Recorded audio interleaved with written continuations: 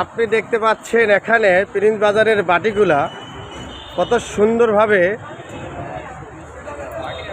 বাঁধাই করা আছে। আপনি কোনটা নেবেন? এই যে দেখেন, প্রতিটাতে লেখা আছে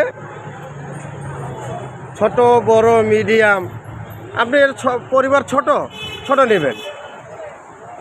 আজকে আমরা হালিমটা দেখাবো। ভাই একটু হালিমটা দেখান তো ভাই।